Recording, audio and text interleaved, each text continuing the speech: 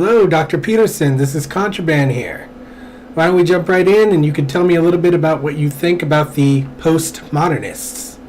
Well, the postmodern view is like the Hobbesian view in some sense, except you want to replace the individual with pyramids of social organization, so hierarchies of social organization that are based on group identity, and that the landscape in which those pyramids exist is one of unbroken enmity and inability to communicate. So it's a very dark view as far as I'm concerned. And I think it's fundamentally wrong in many ways. Oh yeah?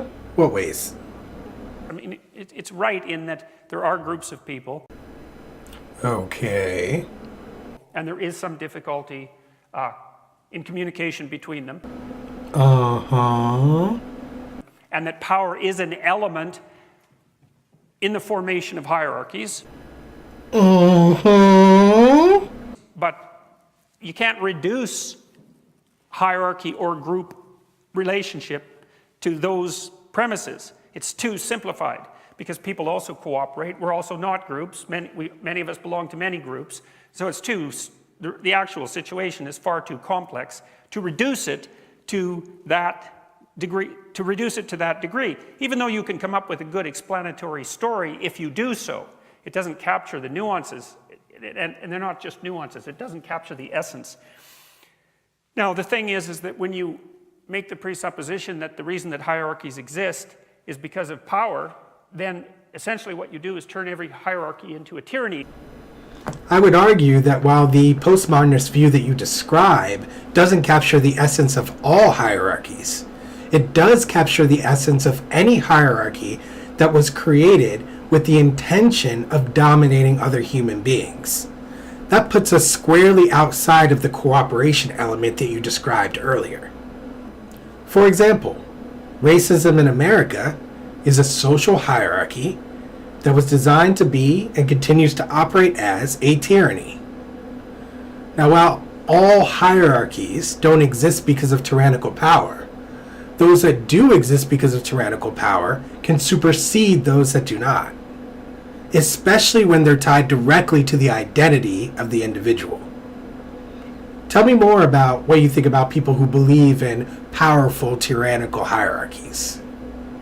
And of course, the other thing about people who believe that hierarchies in the West are only composed of power and tyranny is that their own actions belie that, because whenever they make a decision to interact with that hierarchy, they attempt or to make a purchase or to make a trade, let's say, or to obtain a service of any importance, let's say a medical service, they're going to definitely act as if there are less and more competent people within that hierarchy and seek out the ones that are more competent, obviously, which you don't do if the hierarchy is only composed of tyranny and power. There's no point in looking for competence.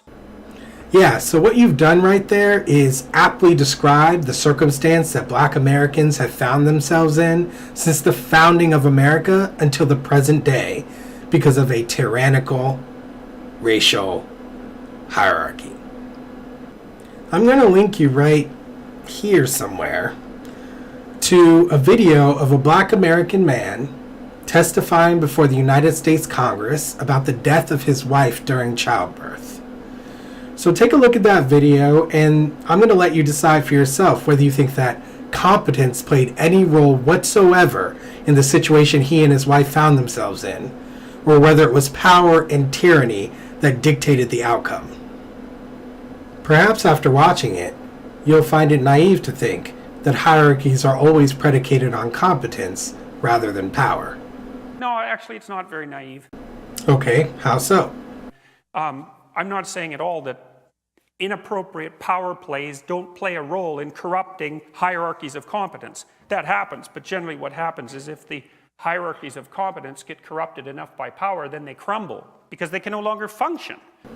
Unless the original function of the hierarchy itself was to act as a power play to supersede other hierarchies. You don't seem to acknowledge the ability of an artificial hierarchy to have a systemic impact on other hierarchies. And I know I'm not the first person to present this idea to you, because This is the understand. sort of criticism that's often levied at me, because people say, well, you don't take the systemic problem sufficiently into account. And so that's a nice outline. Well, thank you for that compliment, Dr. Peterson. And I think that we can have an even greater conversation in person. I can help you integrate these ideas into your already existing philosophical framework. This is the reason I want to have a conversation with you.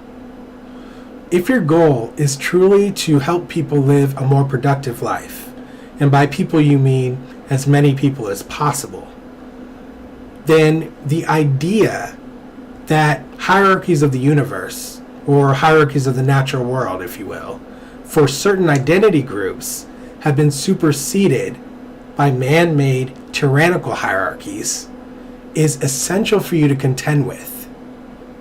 And in your interviews and lectures, you show significant avoidance of that conflict. Consider this my second offer to help you integrate these ideas into your theory at large. This is Contraband. You can contact me in the description, either with my email, my Facebook, or my Twitter. And if I don't hear from you, then I'll see you next week with another video. Thanks for watching.